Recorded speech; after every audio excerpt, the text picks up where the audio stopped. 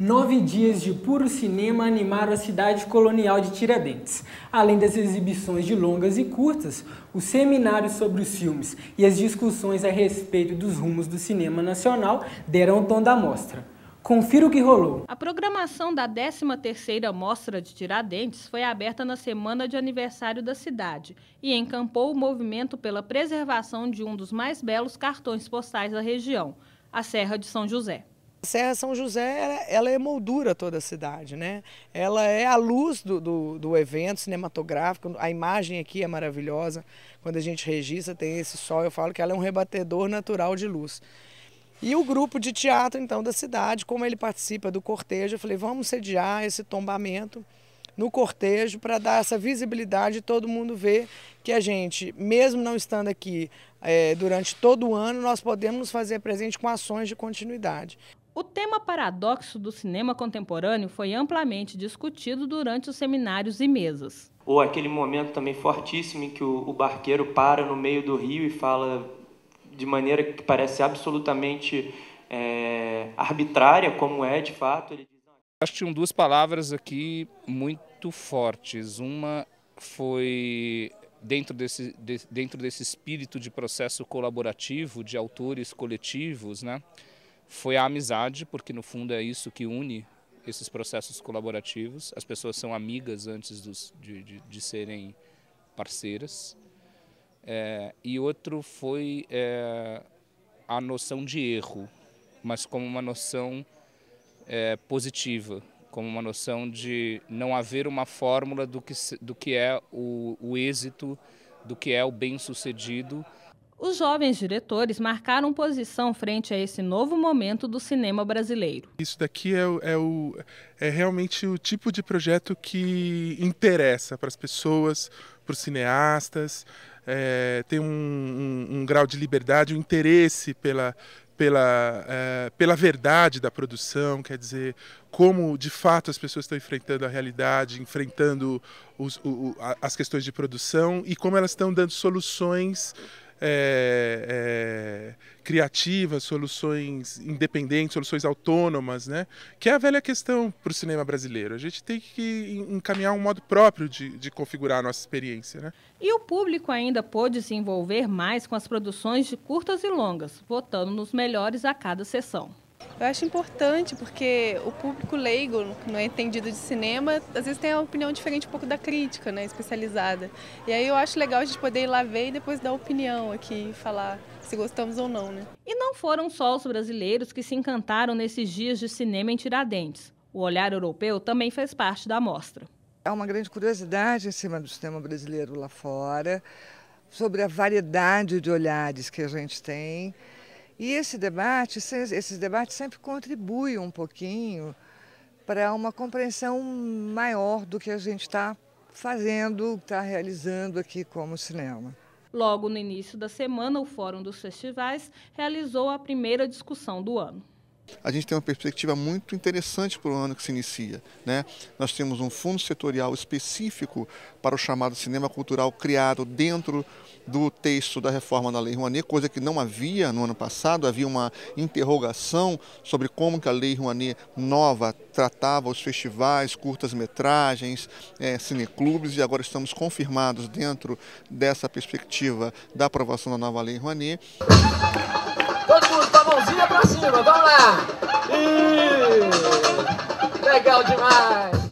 E o pessoal não perdeu a oportunidade de também aprender a fazer cinema nas 11 oficinas gratuitas. O objetivo é dar uma visão do documentário contemporâneo brasileiro, das diferentes facetas do documentário. A gente, durante esses dias, deu vários exemplos, várias formas de fazer documentário, discutiu isso e principalmente ilustrou isso com trechos de filmes. Que as crianças se divertem na mostrinha não é novidade. Esse ano a sensação foi a Mostra Juvenil. E a gente viu a presença muito forte de filmes nas inscrições que merecia, que nem é tanto infantil e nem é adulto. Então ela estava no meio termo. E o adolescente, geralmente, ele gosta, se for infantil, ele não quer, entendeu? Então ele gosta da coisa personalizada. E a gente criou essa mostra juvenil para acompanhar também um pouco a programação das oficinas que são dedicadas também ao jovem, né? Na mostra especial, Cal Guimarães aproveitou para lançar comercialmente o documentário A Alma do Osso, produção de 2004.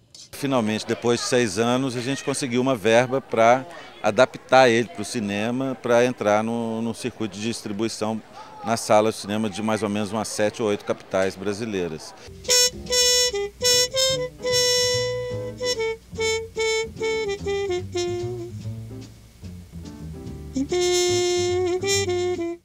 Descendente de argelino com nacionalidade franco-brasileira e radicada nos Estados Unidos durante 15 anos. Com essa miscelânea cultural, Karim Ainuz é um dos representantes da nova cinematografia brasileira. O diretor de Céu de Sueli e Viajo Porque Preciso, Volto Porque Te Amo foi o homenageado da mostra. Como já é tradição, toda mostra tem um homenageado.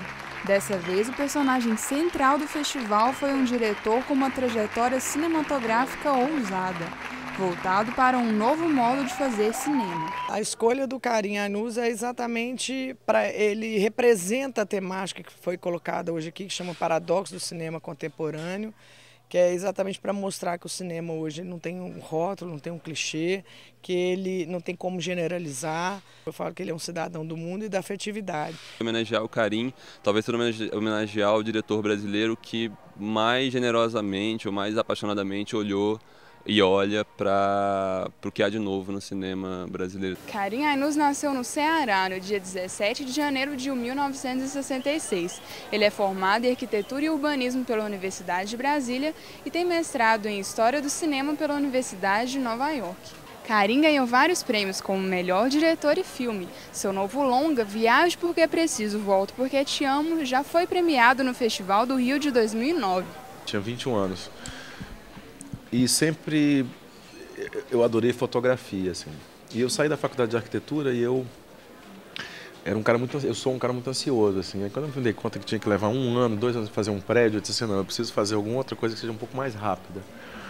E coincidentemente nessa época eu fui diagnosticado com um problema de visão sério, assim, que é um problema de deformação de córnea. Então na época eu tinha que talvez ter feito um transplante e tal. E isso coincidiu logo com o fato de ter saído da escola de arquitetura, de estar um pouco insatisfeito em fazer arquitetura, e eu fiquei com medo de ficar cego nessa época. E eu acho que isso tem teve um efeito direto, assim, com o fato de que eu adoro fotografar e de que eu faço cinema, assim, é quase uma possibilidade de roubar umas coisas que eu achava que eu nunca mais ia ver. As ideias de Karim e as produções modificam o olhar sobre o contemporâneo, um cineasta de prestígio que fala do cinema como dependente e que considera o errar algo crucial. Errar no sentido de refletir, errar no sentido de se reinventar o tempo inteiro. Eu acho que esse é o sentido do errar que o Karim traz pra gente, né? E foi a primeira pessoa que disse, como é bom errar! Né? Errar é maravilhoso. A gente começou a dizer independente, não, a gente quer ser dependente um do outro. Na verdade, essa coisa da independência tem um faca de 2 gumes, é muito bacana porque na verdade você tem uma liberdade que é fascinante, assim, você não tem que obedecer a ninguém, ao mesmo tempo você fica meio órfão, fica meio solto no mundo, então é bacana você criar estruturas onde a gente possa se ajudar mesmo. A relação com a equipe é de harmonia e amizade.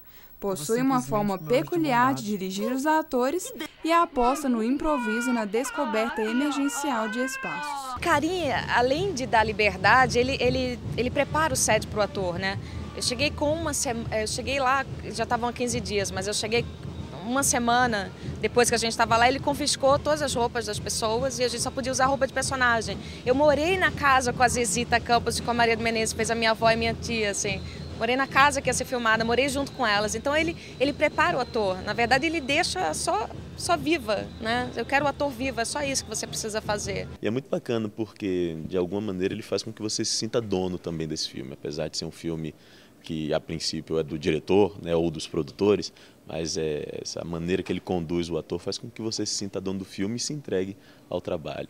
Karim começou a carreira como diretor, como a maioria dos cineastas, com a produção de curtas-metragens. Alguns deles são Sims, Você conseguiu e agora diz que tem pena de mim, e Sertão de Acrílico Azul Piscina. O primeiro longa-metragem, Madame Satã, teve vários prêmios e ganhou visibilidade internacional. O Céu de Sueli também foi muito premiado e marcou com a temática sobre essa necessidade de se reinventar. O último, Viajo Porque Preciso, Volto Porque Te Amo, um filme sobre isolamento e abandono. É muito engraçado esse último filme, que é o Viajo Porque Preciso. Uma das conversas que a gente tinha muito, eu e o Marcelo, era a questão da melancolia, assim. Eu acho melancolia chato. Eu acho melancolia muito chato, assim. Uma das coisas que a gente conversava muito é que esse personagem, ele tinha momentos de melancolia, mas ele tinha momentos de raiva, ele tinha momentos de tesão, ele tinha momentos onde ele queria pular de um penhasco, assim, sabe? Então, eu acho que me interessa mais em falar em união do que de solidão, assim. Acordei no meio da noite suando em bicas. Tive um sonho que eu estava numa sala de cirurgia.